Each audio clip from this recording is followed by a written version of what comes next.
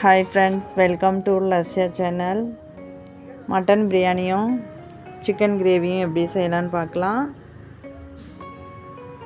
Mutton biryani சாப்பிடும்போது ஒரு முட்டை, ரைத்தா, சிக்கன் கிரேவி இருந்தால் சாப்பிட்றதுக்கு நல்லாயிருக்கும்.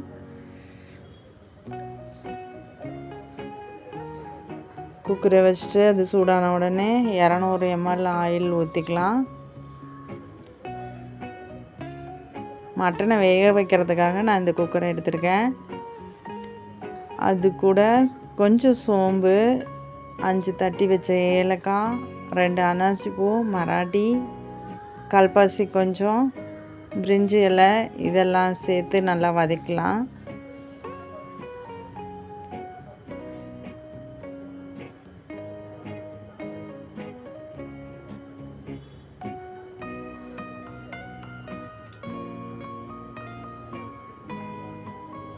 கிராம்பு வெடித்து வர அளவுக்கு இதை வதக்கலாம். அப்போ தான் வாசனையாக இருக்கும்.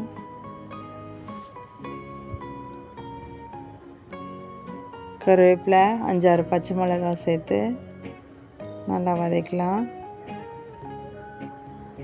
கட் பண்ண 300 ஆனியனையும் சேர்த்து வதக்கலாம். இது நல்லா வதங்கட்டும். 10 கிராம் முந்திரி சேர்த்து வதக்கலாம்.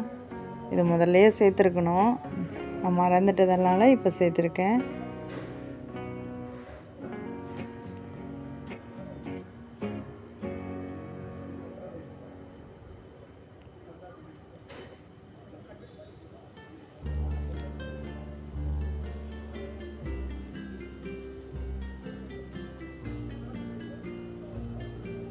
இஞ்சி பூண்டு பேஸ்ட்டுக்கு நான் 50 கிராம் பூண்டு, 50 கிராம் இஞ்சியும் சேர்த்து மிக்சியில் அரைச்சி இதோட சேர்த்துருக்கேன்.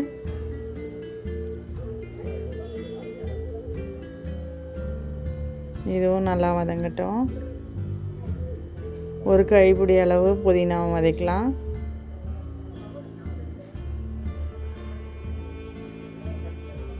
ஒரு கைப்பிடி அளவு மல்லி இலையும் இதோட சேர்த்து வதக்கலாம்.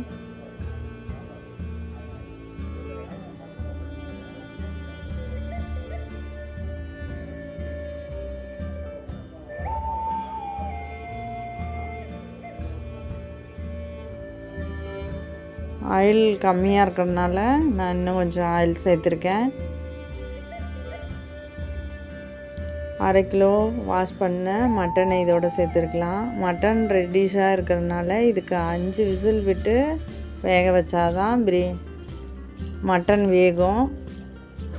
பிங்க் கலரில் இருந்தால் 3 விசில்லையே வெந்துடும்.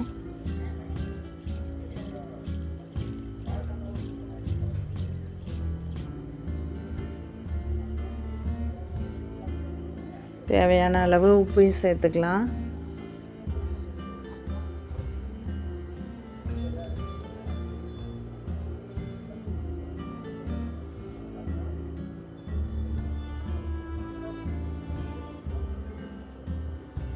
ஓரளவுக்கு வதங்கிருச்சு. 300 கிராம் கட் பண்ண தக்காளியும் இதோட சேர்த்து நல்லா வதக்கலாம்.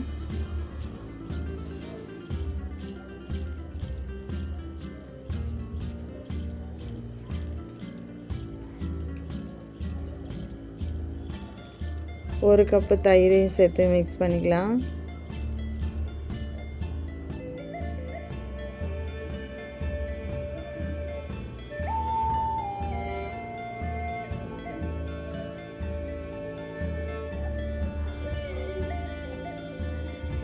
ஒரு ஸ்பூன் மிளகாத்தூள், 20 கிராம் பிரியாணி மசாலா, 10 கிராம் கரம் மசாலா சேர்த்து நல்லா மிக்ஸ் பண்ணிக்கலாம். அதுவும் நல்லா வதங்கட்டும் சேர்ந்து.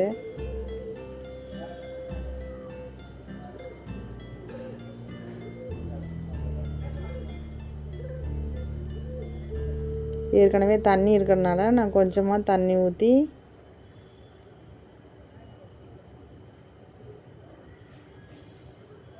மிக்ஸ் பண்ணிவிட்டு குக்கர் மூடி போட்டு 5 விசில் விட்டு வேக வச்சுக்கலாம். இது இன்னொரு பாத்திரத்துக்கு மாற்றிட்டு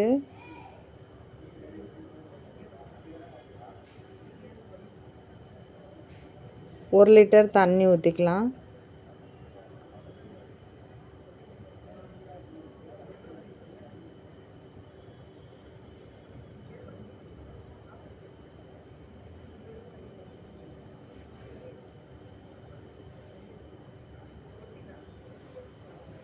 மூடி போட்டு கொதிக்க விட்டுறலாம்.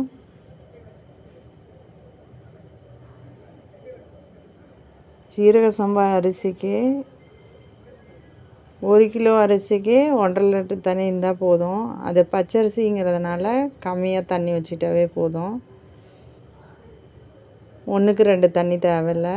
இப்போ வாஷ் பண்ண ஜீரக சம்பா அரிசியும் இதோட சேர்த்துக்கலாம். அடி பிடிக்காமல் இருக்கிறதுக்காக கலரிக்கலாம்.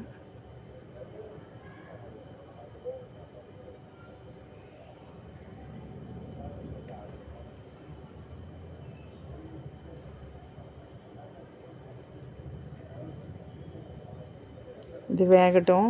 அதுக்குள்ளே குக்கரை எடுத்துகிட்டு 6-7 முட்டை கழுவி அதில் போட்டுட்டு தண்ணி மூழ்கிற அளவுக்கு ஊற்றிட்டு உப்பு சேர்த்துட்டு அதை 5 விசில் விட்டு வேக வச்சுக்கலாம்.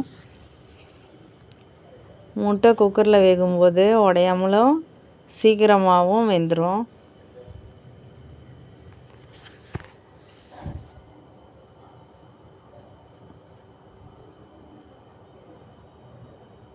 அரிசி ஓரளவுக்கு வேக ஆரம்பிச்சிருச்சு. இப்போ ஒரு எலுமிச்சம் பழத்தை இதோட புழிஞ்சு சேர்த்துருக்கேன்.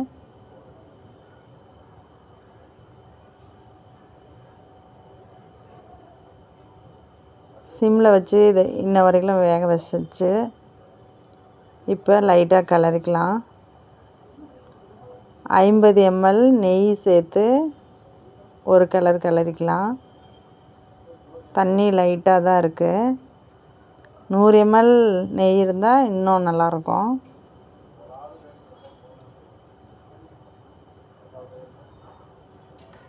லோ ஃப்ளேம்லேயே ஒரு தட்டு போட்டு மூடிட்டு கொதிக்க வச்ச தண்ணியை இது மேலே போட்டுட்டு தம் போட்டுக்கலாம். அப்போ தான் சாப்பாடு உதிரியாக இருக்கும்.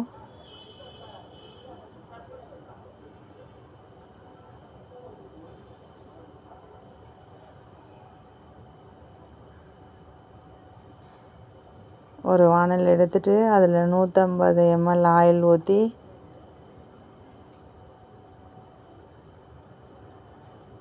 அது சூடான உடனே தட்டி வச்ச 2 ஏலக்காவும் சேர்த்துக்கலாம்.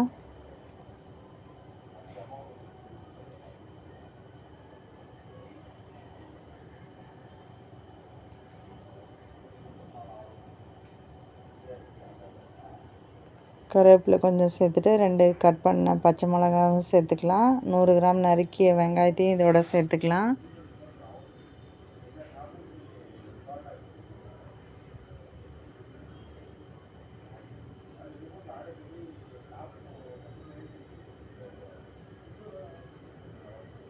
ரெண்டு ஸ்பூன் இஞ்சி பூண்டு பேஸ்ட்டு இதோட சேர்த்து நல்லா பச்சை வாசனை போகிற அளவுக்கு வதக்கலாம்.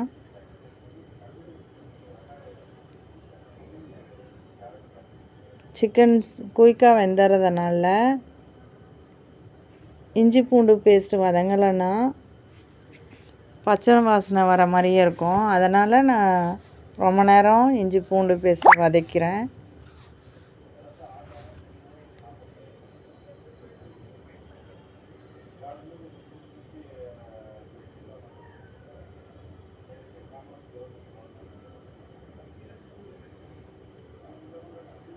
கட் பண்ண ஒரு பெரிய தக்காளியை மிக்சியில் அடித்து இதோட சேர்த்துருக்கேன்.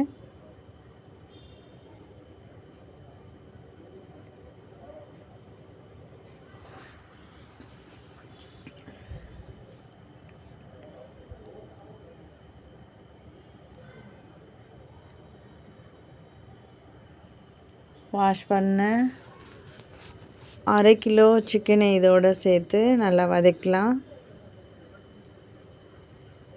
1 ஸ்பூன் மஞ்சத்தூள், தேவையான அளவு உப்பு சேர்த்து கறி உருண்டு வர அளவுக்கு வதக்கலாம்.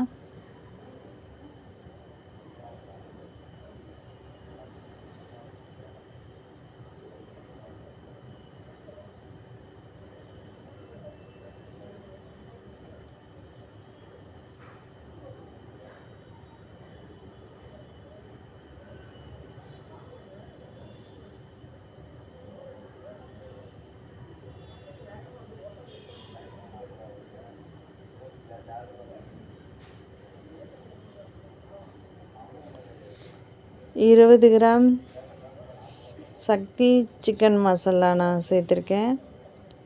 1 ஸ்பூன் மிளகாத்தூள் சேர்த்து அதையும் மிக்ஸ் பண்ணிக்கலாம்.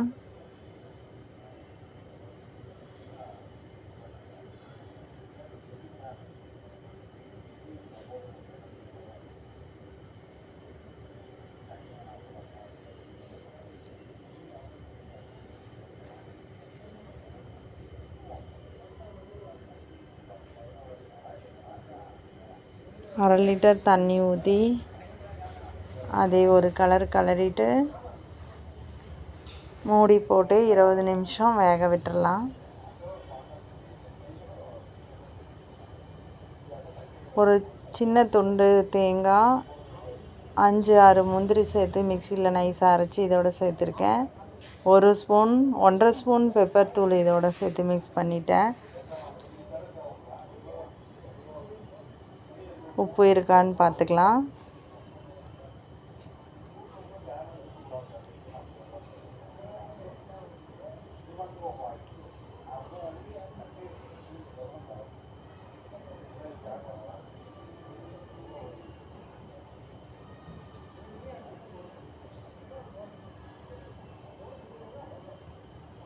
மல்லித்தூள் தலையை தூவி இறக்கிட்டா சிக்கன் கிரேவி ரெடி.